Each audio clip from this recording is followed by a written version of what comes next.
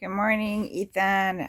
Today's not one of my best hair days, so I thought I would wear this hat. And since we're coming out of the 4th of July, which I hope you had a great 4th of July. I really didn't do much. I just went to the pool. Um, I gave you an open invitation to the pools. And it's been so hot, so I just kind of stayed home.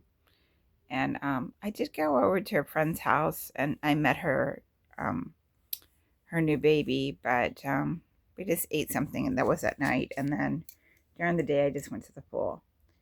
But I hope you did something fun and you were able to enjoy the fireworks and you hung out with friends and and and and had a good 4th of July. Well, the reason I'm doing this video today is because I've been doing a lot of thinking, and and I think it's time that you know why I was put on supervised visitation. I'm sure once you hear my side of the story, which is always going to be the truth, it's going to be very different than what you were told. I want to make it very clear to you, Ethan, what you were told, I'm almost certain was very untrue. Um, I know your dad tends to um, blame, shift everybody except for taking responsibility for his own actions, and he's very good at that.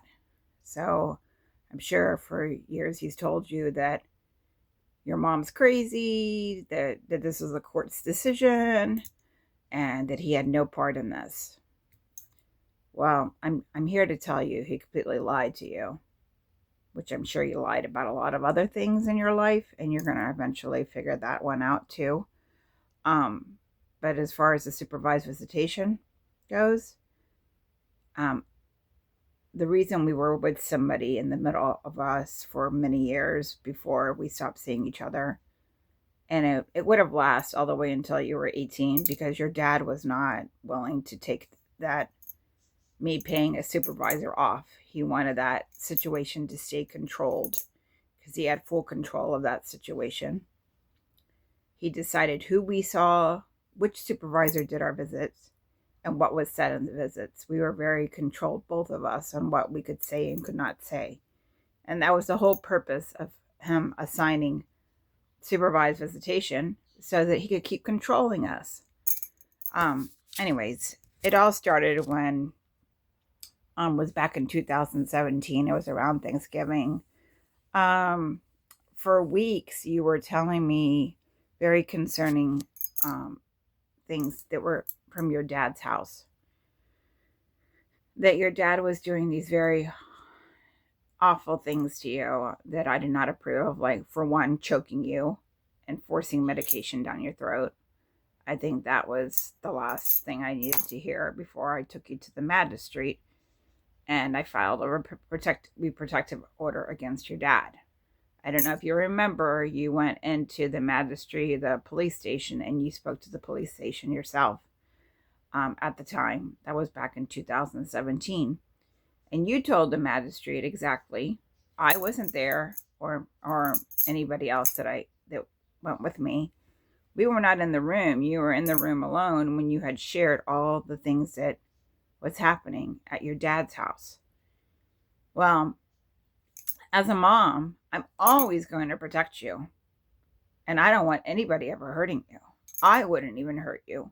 So to think and somebody else, even if it's your other parent hurting you, of course, I'm going to do everything I can to protect you, right? Because that's my love for you, because I'm your parent. And I want what's best for you, and I want you to be safe. So after the magistrate and we did the report, there was a protective order put against your dad. And I don't know if you remember this. We had to go to your dad's house one night, and they had to restrain your dad in another room because he was very upset that you were leaving his house to come back with me because of what we had reported to the police station. Um, and there was nothing wrong for what you did. and there's nothing wrong in my reaction and what I did. We did everything right, Ethan. I did what was right as a mom to protect you. You did what was right to protect yourself. And we had a strong bond, and we did what we had to do because safety is number one in this situation, right?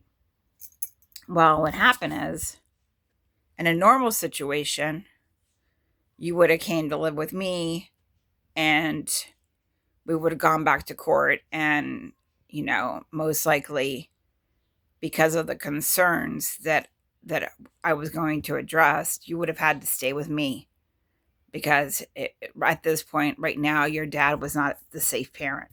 Okay, that's the normal situation.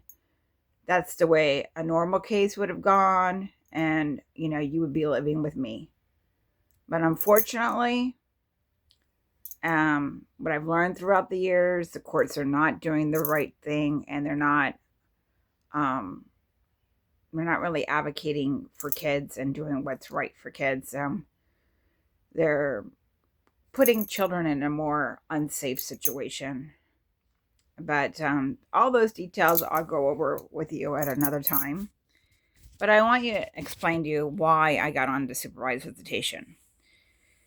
Well, like I said, I did what I had to do because you were my number one person. I mean, you were my love, you're my life, and I was going to do whatever I could to protect you. Well, when I took you to file the protection order, um, of course, your dad got upset. You came and stayed with me. The very next day, I took you to school, and then somehow your dad was able to pick you up and take you out of school and never return you back to school again. And if you remember, he homeschooled you for like 2 or 3 years. Well, when we went to court, um, I I was very upset with that because I thought that was really wrong. The people on the case, like the CPS lady and all the people that were supposed to protect you, they all failed you. The only person who spoke up and advocated for you in the court was me. And then the judge tried to shut me up, and she didn't want to hear me. Um, and I had witnesses that everybody you had been sharing what was happening with you and being choked. They were going to testify in the court as well, and the judge didn't want to hear from them either. Now, remember what I told you about the judge? She's very biased. She was friends with your dad's attorney. So, when we went back to court, your dad advocated. I mean, your dad told the courts, and it's even in court documents. I'm not. I'm. I can prove this to you. He asked that that our visitations be supervised, and that I had to pay the supervisor just to see you for 2 hours. So no more overnights, no more time spending time with me. Now we were completely supervised, and it was based on the availability of the supervisor, and it's whenever your dad wanted to approve us seeing each other. If your dad didn't approve us seeing each other, or he did not approve of the supervisor, then we never saw each other. And as you can see, I think you realize over the years that you weren't seeing me a lot, and the time got less and less. Yeah. Just as much as it hurt you, it hurt me. Okay? So we both got hurt in this process. The thing is, I did everything right as a mom to protect you. And the system and your father failed us. And what your dad did to us is wrong. One day you'll understand that there is a thing called alienation, and there are parents that purposely keep the children away from another parent. And he was not happy that we had a strong bond, and he was not happy that you were confiding in me what was happening in his house. And so he felt like he felt like he could just get away with this and put me on supervised visitation and restrict our communication and have somebody monitor what we say and we don't say, and you couldn't confide in me anymore, and you couldn't talk to me anymore about anything anymore. um, I was like a visiting parent, and every conversation was very controlled, if you remember that. And it wasn't easy for you, and it wasn't easy for me. You know, I paid a lot of money for these visits. Well, anyways, so while I was in court advocating for you and the abuse, and I was hoping the judge was going to see that now that there's a problem here, and you were going to come back with me, and them pulling you out of school like that and keeping you at home was also very suspicious. Why would a parent just pull somebody out of school and then just keep them at home? I guess to keep controlling what you could